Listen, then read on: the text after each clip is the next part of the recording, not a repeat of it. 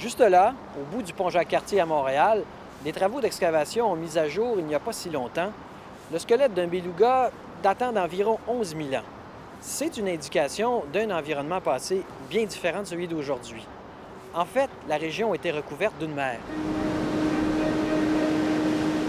Pour comprendre comment ce beluga s'est retrouvé ici, il faut remonter encore plus loin dans le temps. Il y a 18 000 ans, la Terre était aux prises avec la dernière glaciation.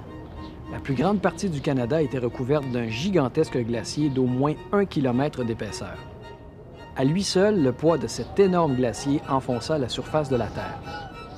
Lorsque le climat de la Terre commença à se réchauffer, la glace se mit à fondre.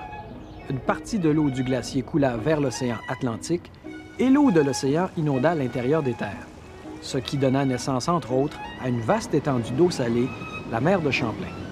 À son maximum, elle avait 100 km de large. Une partie de cet énorme glacier continua à fondre pour former les ancêtres de ce qu'on appelle aujourd'hui les Grands Lacs et le lac Winnipeg.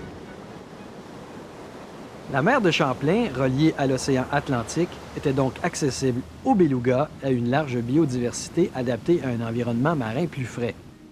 Les restes du squelette de beluga, datant d'environ 11 000 ans, trouvés sous le pont Jacques-Cartier, en sont la preuve. Le climat planétaire continua de se réchauffer.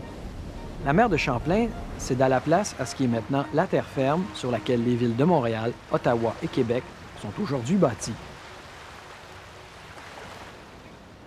Ce changement climatique s'est fait naturellement sur plusieurs milliers d'années. Le réchauffement planétaire qui nous guette, en partie dû à l'activité humaine, devrait s'échelonner sur à peine 100 ans.